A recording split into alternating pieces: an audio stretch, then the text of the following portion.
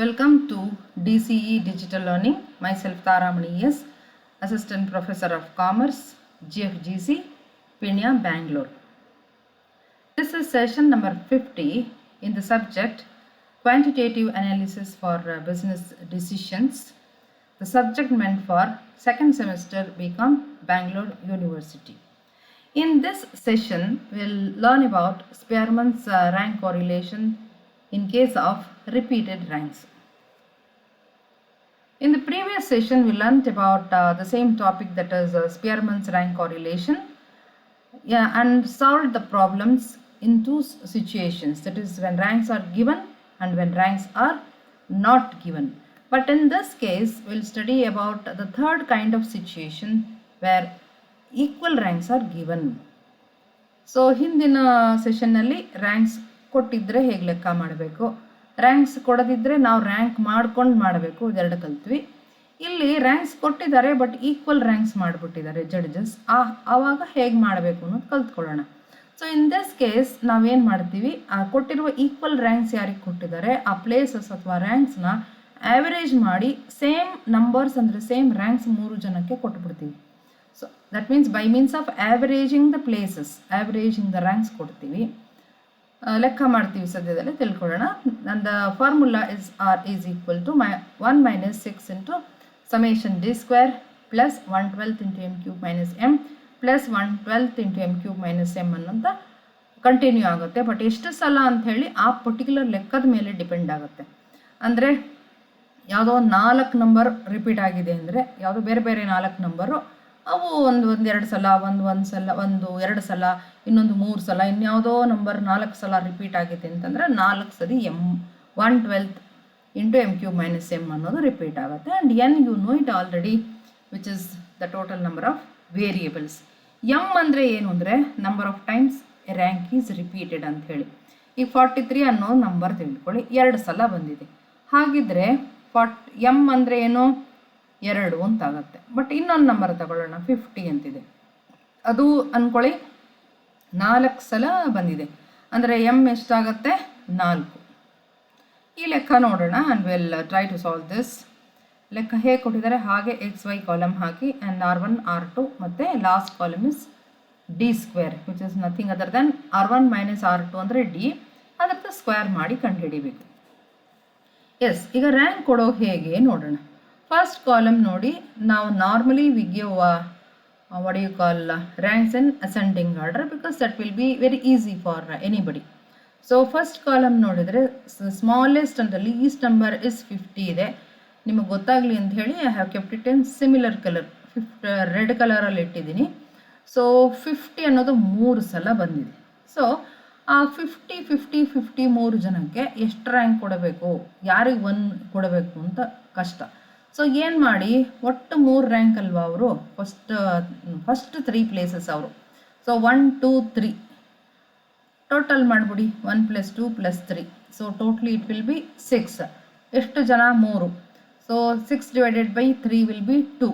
So 3 ಜನಕ್ಕೆ R1 ಕಾಲಮಲ್ಲಿ ನೋಡಿ 2 2 2 ಅಂತ ರೆಡ್ಡಲ್ಲಿ ಹಾಕಿದೆ, ಅಲ್ಲಿಗೆ 3 ಜನ ಮುಗಿದೋಯ್ತು ಒಟ್ಟು 10ಅಲ್ಲಿ. ನೆಕ್ಸ್ಟ್ ದೊಡ್ಡ ನಂಬರ್ ಯಾವುದು, 1 2 3 ಆಯಿತು, 4 ಕೊಡಬೇಕು. 4 55 ಕೊಡೋಣ ಅಂತಂದರೆ ಅಲ್ಲೂ ಇಬ್ಬರು ಕೂತಿದ್ದಾರೆ, that is what is that 55 ಇಬ್ಬರು ಇದ್ದಾರೆ, ಅಂದರೆ ಅದು 4th and 5th ಪ್ಲೇಸ್ಗೆ ಹೋಗುತ್ತೆ. ಬಟ್ ಆ ರ್ಯಾಂಕ್ನ ಮತ್ತೆ ಆ್ಯಾವ್ರೇಜ್ ಮಾಡಿ, 4th and 5th ಪ್ಲೇಸ್ ಅಂದರೆ 4 + 9 ಅಂದರೆ 4 + 5, 4th and 5th places 4 + 5 which is 9. 9 divided by 2 average ಮಾಡಿ ಇಬ್ಬರಿದ್ದಾರೆ ಅವರು. ಸೊ 9 ಡಿವೈಡೆಡ್ ಬೈ 2 ಅಂದರೆ 4.5 ಮಾಡಿ ಇಬ್ರಿಗೂ ಕೊಟ್ಬಿಡಿ, ಅಲ್ಲಿಗೆ 5 ಪ್ಲೇಸಸ್ ಮುಗಿದೋಯ್ತು. ಯಾರಿಗೆ, 55 ಒಳಗಡೆ 50 3 ಜನಕ್ಕೆ ಮುಗೀತು, 55 ಇಬ್ರಿಗೆ ಮುಗೀತು, totally 5 places are done. Then 6 ಯಾರಿಗೆ ಕೊಡೋಣ, ಒಬ್ಬರೇ ಇದ್ದಾರೆ, 60 ಕೊಡಿ. ದೆನ್ 7 and 8 ಕೊಡೋಣ. ನೆಕ್ಸ್ಟ್ ಯಾವ್ದು ಬರುತ್ತೆ, 65 ದೊಡ್ಡ ನಂಬರ್ ಇದೆ ನೆಕ್ಸ್ಟು, ಬಟ್ ಅಲ್ಲೂ ರಿಪೀಟೆಡ್ ರ್ಯಾಂಕ್ ಆಗಿತ್ತು. 7 and 8 ಅದನ್ನು ಮತ್ತೆ ಇಬ್ಬರಿದ್ದಾರೆ ಆ್ಯಾವ್ರೇಜ್ ಮಾಡಿ, 7 + 8 ಇಸ್ 15/2 ವಿಚ್ ಇಸ್ 7.5, ಅಲ್ಲಿಗೆ 7 8 ಮುಗೀತು. 9 ಅನ್ನೋದು ನೆಕ್ಸ್ಟ್ 70 ಇದೆ, ಅಲ್ಲಿ ರಿಪೀಟೆಡ್ ಇಲ್ಲ, 9 ಕೊಟ್ಬಿಡಿ ಅವರಿಗೆ. And the last number is 75, ಅವ್ರಿಗೆ 10 ಕೊಡಿ. ಇದೇ ರೀತಿಯಲ್ಲಿ ನಾವು ವೈ ಸೀರೀಸ್ಗೂ ಕೂಡ we have to provide ranks. And then this, the least number is 110 ಇದೆ and it is repeated twice. So first place, second place ಅದನ್ನು average ಮಾಡಿ. 1 plus 2 is 3. 3 divided by 2 because ಇಬ್ಬರು ಇದ್ದಾರೆ ಅವರು. ಸೊ 1.5 1.5 ಅಲ್ಲಿಗೆ 2 ರ್ಯಾಂಕ್ ಮುಗೀತು. ನೆಕ್ಸ್ಟ್ ದೊಡ್ಡ number ಅಂದರೆ 115 ಬರುತ್ತೆ. 115 ಕೂಡ 3 ಸಲ ರಿಪೀಟ್ ಆಗಿದೆ. ಸೊ 3 4 5 ಅದನ್ನು ಆ್ಯಡ್ ಮಾಡಿ. 3 + 4 + 5. So it will be 12 divided by ಎಷ್ಟು ಜನ 3. ಸೊ ಇಟ್ ವಿಲ್ ಬಿ 4 ಅನ್ನೋದು 115 3 ಜನಕ್ಕೂ ಕೊಟ್ಬಿಡಿ ಆಯಿತಾ. ಅಲ್ಲಿ 1 2 3 4 5 ಆಗೋಯ್ತು. 6 120 ಅದೇ ರಿಪೀಟೆಡ್ ಅಲ್ಲ. 7 ರಿಪೀಟೆಡ್ ಅಲ್ಲ, 125 ಕೊಡಿ. 8 130 ಕ್ಲಿಯರ್ ರ್ಯಾಂಕಿಂಗ್, ಅದು ಯಾವುದು ರಿಪೀಟ್ ಆಗಿಲ್ಲ. 9 is 140, 10 is 160. So ascending order rank ಕೊಟ್ಟು ಮುಗಿಸಿದ್ವಿ. And D square is nothing other than R1 - R2, ಅದು ಡಿ ಬರುತ್ತೆ, ಅದ್ರದ್ದು ಹೋಲ್ ಸ್ಕ್ವೇರ್ ಮಾಡಿ ಇಟ್ಟಿದ್ದೀವಿ. Like the first D being R1 2 ಇದೆ, R2 is 1.5 ಇದೆ. So 2 - 1.5 will be 0.5, whole square will be 0.25. Then the next d square will be 4.5 - 1.5 means 3. 3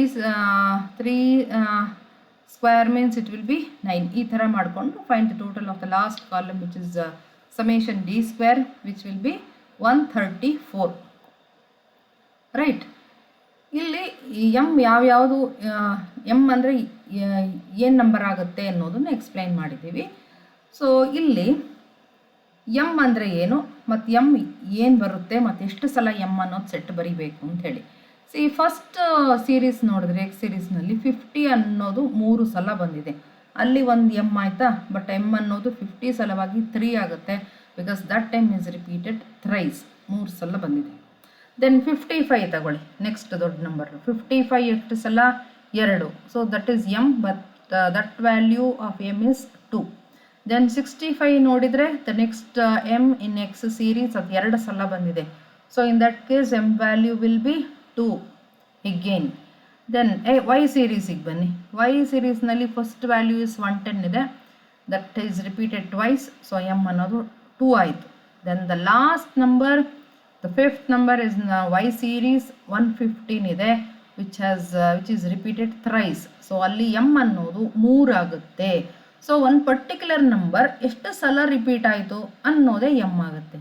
50 ಅನ್ನೋದು 3 ಸಲ ಬಂದಿದೆ ಅಂದರೆ ಫಸ್ಟ್ ಸೆಟ್ ಆಫ್ ಎಮ್ಮಲ್ಲಿ ನೀವು 3 ಅಂತ ಬರೀತೀರ ಎಮ್ ಜಾಗದಲ್ಲಿ. ಅದೇ ರೀತಿ ನೆಕ್ಸ್ಟ್ ಸೆಟ್ ಆಫ್ ಎಮ್ಮಲ್ಲಿ 55 ಬರುತ್ತಲ್ಲ, ಅಲ್ಲಿ ಎಮ್ ಜಾಗದಲ್ಲಿ 2 ಅಂತ ಬರೀರಿ. 65 ಜಾಗದಲ್ಲಿ ಇನ್ನೊಂದು ಸೆಟ್ ಆಫ್ ಎಮ್ಮಲ್ಲಿ ಎಮ್ ವ್ಯಾಲ್ಯೂ ನೀವು 2 ಅಂತ ಬರೀರಿ because 65 is repeated twice. Then coming to Y series, ಅಲ್ಲೂ 2 ನಂಬರ್ ರಿಪೀಟ್ ಆಗಿದೆ. 110 is repeated 2 times. So in that case M value will be 2. And 115 it has been repeated thrice. ಅಲ್ಲಿ M ಜಾಗಕ್ಕೆ ನೀವು 3 ಅಂತ ಬರ್ಕೋಬೇಕು ಫಾರ್ಮುಲಾದಲ್ಲಿ. ಅದನ್ನೇ ಇಲ್ಲಿ ಎಕ್ಸ್ಪ್ಲೈನ್ ಮಾಡಿದೆ. ಅಂದರೆ M 3 times, so M is 3. 55 2 times, it is 2m. 65 2 ಸಲ ಬಂದಿದೆ, so M is 2. In Y series 110 ಅನ್ನೋದು 2 ಸಲ ಬಂದಿದೆ, so in that case M is 2. 115 ಅನ್ನೋದು 3 ಸಲ ಬಂದಿದೆ ವೈ ಸೀರೀಸಲ್ಲಿ, so in that case M is 3 ಅಂತ ಹೇಳಿದ್ವಿ. ಸೊ ಈಗ ಫಾರ್ಮುಲಾ ಹಾಕಿ, ಖಂಡಿತ ಇದು ಕಷ್ಟ ಅಲ್ವೇ ಅಲ್ಲ. ಇದು ನೋಡೋಕೆ ಸುಮ್ಮನೆ ದೊಡ್ಡ ಫಾರ್ಮುಲಾ ಥರ. ಒಂದು ಸೆಟ್ ಏನಿದೆ ಅದು ರಿಪೀಟ್ ಆಗಿದೆ ಅಷ್ಟೇ ಮೇಲ್ಗಡೆ ನ್ಯೂಮರೇಟರಲ್ಲಿ.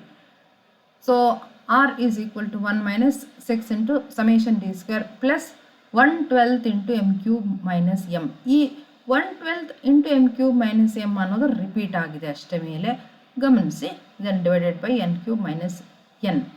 ಸೊ ಇಲ್ಲಿ ನೀವು ಎನ್ ವ್ಯಾಲ್ಯೂ ನಿಮಗೆ ಗೊತ್ತು ಬಿಕಾಸ್ 10 ಇದೆ ನಂಬರ್ ಆಫ್ ವೇರಿಯೇಬಲ್ಸ್. ನೀವು ಡಿನಾಮಿನೇಟ್ರಲ್ಲಿ 10³ - 10 ಹಾಕ್ಬಿಡ್ತೀರಾ, ಅದು ದೊಡ್ಡ ವಿಷಯನೇ ಅಲ್ಲ. ದೆನ್ ನ್ಯೂಮರೇಟರಲ್ಲಿ 6 into summation D square is last column total ಇತ್ತಲ್ಲ 134 ಇದೆ, ಕರೆಕ್ಟ್.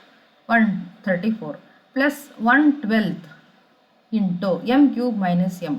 ಎಮ್ ಅನ್ನೋದು ಫಸ್ಟ್ ವ್ಯಾಲ್ಯೂ ಕೆಲವು ಕಡೆ ನೋಡಿ 3 ಬರೆದಿದೆ, ಕೆಲವು ಕಡೆ 2, 2, 2, ಕೆಲವು ಕಡೆ 3 ಬರೆದಿದೆ. ಇದು ಯಾಕೆ ಹೀಗಾಯಿತು, ಹೆಂಗೆ ಚೇಂಜ್ ಆಯಿತು ಅಂದರೆ that is only because X ಸೀರೀಸಲ್ಲಿ ಫಸ್ಟ್ ವ್ಯಾಲ್ಯೂ 3 ಸಲ, ಆಮೇಲೆ 55 2 ಸಲ, 65 2 ಸಲ, ವೈ ಸೀರೀಸಿಗೆ ಬಂದರೆ 110 2 ಸಲ, 115 3 ಸಲ.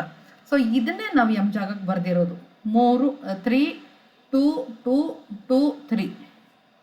ಓಕೆ, 3 2 2 2 3 ಇದನ್ನೇ ನಮ್ಮ ಎಮ್ ಜಾಗದಲ್ಲಿ ಬರೆದಿರೋದು. ಅದೆಲ್ಲ ಕ್ಯೂಬ್ ಫಾರ್ಮ್ಯಾಟಿಗೆ ಬರೀಬೇಕು. 3 ಕ್ಯೂಬ್ ಮೈನಸ್ 3 ಯಾವುದದು ಫಸ್ಟ್ ವ್ಯಾಲ್ಯೂ 50 ಆಯಿತಾ. ದೆನ್ 55 ಎಷ್ಟು ಸಲ ಬಂದಿದೆ, 2 ಸಲ. ಸೊ ನೆಕ್ಸ್ಟ್ ಸೆಟಲ್ 2 ಕ್ಯೂಬ್ ಅಂತ ಹಾಕಿದೆ.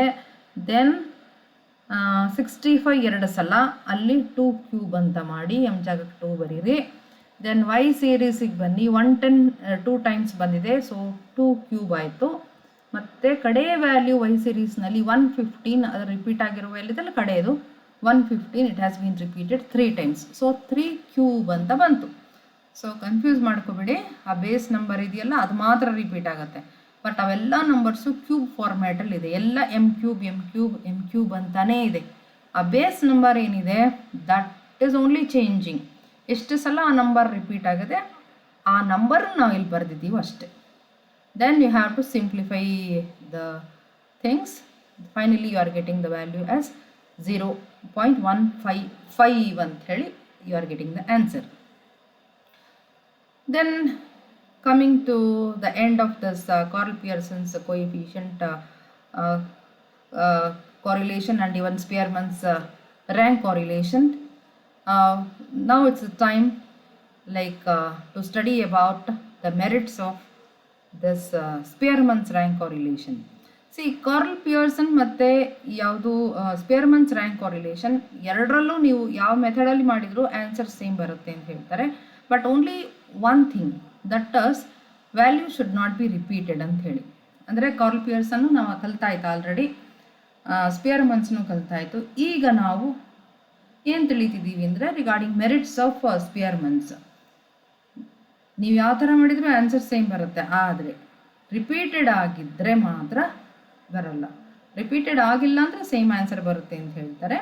And one more thing is where can we use this ಅಂತ ಹೇಳಿದರೆ, in case of such things where we can't value the attributes. See certain qualities ಏನಿದೆ, qualitative characteristics, it can't be valued. Like ಅದಕ್ಕೆ marks ಅಂತ ಕೊಡೋಕ್ಕಾಗಲ್ಲ. We can't measure it. Honesty ಇರ್ಬೋದು, ಇಲ್ಲಿ highlight ಮಾಡಿದೆ ನೋಡಿ, ಆನೆಸ್ಟಿ, ಎಫಿಷಿಯನ್ಸಿ, ಇಂಟೆಲಿಜೆನ್ಸ್ ಅಂತೆಲ್ಲ ಹೇಳ್ತಾರೆ. Then beauty and leadership quality, ಇವುಗಳೆಲ್ಲ ಕ್ವಾಲಿಟೇಟಿವ್ ಆಟ್ರಿಬ್ಯೂಟ್ಸ್ ಇದೆ. ಇವುಗಳನ್ನೆಲ್ಲ we can't do as we do in case of Karl Pearson's ಥರ ಮಾಡೋಕ್ಕಾಗಲ್ಲ. We do require to rank them ಅಷ್ಟೇ. ಅದಕ್ಕೆ ಇಷ್ಟೇ ನಂಬರ್ ಅಂತ ಕೊಡೋಕ್ಕಾಗಲ್ಲ. We can just rank them ಅಷ್ಟೇ. So in such cases Spearman's rank correlation coefficient will be very useful. ಮತ್ತು ranks ಕೊಟ್ಟಿದ್ರೆ ರ್ಯಾಂಕ್ಸ್ ಹೇಗಿದೆ ಹಾಗೆ ಮಾಡಿ, that will be very easy. But actual data ಕೊಟ್ಟಿದ್ರೆ ರ್ಯಾಂಕ್ಸ್ ಮಾಡಿಕೊಂಡು ನಾವು ಮಾಡ್ಬೋದು. ಬಟ್ ಇನ್ನೊಂದು ಮೆರಿಟ್ ಇಲ್ಲಿ ಹೇಳ್ತಾರೆ ಅಂದರೆ, this is the only method that can be use where we are given the ranks ಅಂತಾರೆ. ಅಂದರೆ ರ್ಯಾಂಕ್ಸ್ನೇ ಕೊಟ್ಬಿಟ್ಟಿದ್ದಾರೆ ಅಂತಂದರೆ ನಮಗೆ ಇದೊಂದೇ ಮೆಥಡ್ ಮಾಡೋಕ್ಕಾಗೋದು, ಬೇರೆ ಯಾವುದೇ ಮೆಥಡ್ನಲ್ಲೂ ಮಾಡೋಕ್ಕಾಗಲ್ಲ. Spearman's is only method where we can solve such kind of problems where ranks are given. ಆಯಿತಾ? Then coming to the demerit of Spearman's rank correlation, grouped frequency distribution ಅಲ್ಲಿ ಇದು ಯೂಸ್ ಮಾಡೋಕ್ಕಾಗಲ್ಲ ಅಂತ ಹೇಳ್ತಾರೆ. grouped frequency distribution it can't be used ಅಂತ ಹೇಳಿ. and one more thing, number of items should be less ಅಂತ ಹೇಳಿ. in case we have to use this, number of value should be less and it should not exceed 30 ಅಂತ ಹೇಳಿ. So 30ಗಿಂತ ಜಾಸ್ತಿ ಇದ್ದರೆ ಕಂಡುಹಿಡಿಯೋಕ್ಕೆ ಆಗಲ್ಲ ಅಂತ ಹೇಳಲ್ಲ, ಕಂಡುಹಿಡಿಯೋಕ್ಕೆ ತುಂಬ ಕಷ್ಟ ಆಗುತ್ತೆ and it takes lot of time ಅಂತ they say. Then coming to the end of this session, in this session we studied regarding Spearman's rank correlation only, but regarding repeated ranks are equal ranks. So ಇದು ಹೇಗೆ ಮಾಡಬೇಕು, ranking ಕೊಡು method ಅಂತ ತಿಳ್ಕೊಂಡ್ವಿ. And one more the new thing was learning this formula. So ಈ formula ನೋಡೋಕ್ಕೆ ತುಂಬ ದೊಡ್ಡದಿದೆ ಅನಿಸುತ್ತೆ, but definitely this is the most easiest one. And one more new thing we learned M ಹೇಗೆ ಬರೆಯೋದು ಅಂತ ಹೇಳಿ. ಒಂದು ವ್ಯಾಲ್ಯೂ ಎಷ್ಟು ಸಲ ರಿಪೀಟ್ ಆಗಿದೆ that denotes M. Otherwise M 112 into M cube minus M ಅನ್ನೋದು ಎಷ್ಟು ಸಲ ಬರೀತೀವಿ ಅಂದರೆ ಎಷ್ಟು ನಂಬರ್ ರಿಪೀಟ್ ಆಗಿದೆ ಅಂತ ಹೇಳಿ. ಯಾವುದೋ ಒಂದು 4 ನಂಬರು, ಒಂದು 2 ಸಲ, ಒಂದು 3 ಟೈಮ್ಸ್, ಒಂದು 4 ಟೈಮ್ಸ್, ಇನ್ನೊಂದು 2 ಟೈಮ್ಸ್ ರಿಪೀಟ್ ಆಗಿದೆ ಅಂದರೆ ಎಮ್ ವಿಲ್ ಬಿ ಎಮ್ ಒಟ್ಟು 4 ವ್ಯಾಲ್ಯೂಸ್ ರಿಪೀಟ್ ಆಗಿದೆ ಅಂತಂದರೆ 4 ಸಲ ನೀವು ಈ ಸೆಟ್ ಬರ್ಕೋಬೇಕು. 112 into M cube minus M ಅದನ್ನು ಬರ್ಕೋತಾ ಹೋಗ್ತೀರಾ. Then the same denominator being N cube minus N. Thank you. Hope you have learnt regarding the Spearman's rank correlation coefficient in case of repeated ranks in this session. Thank you.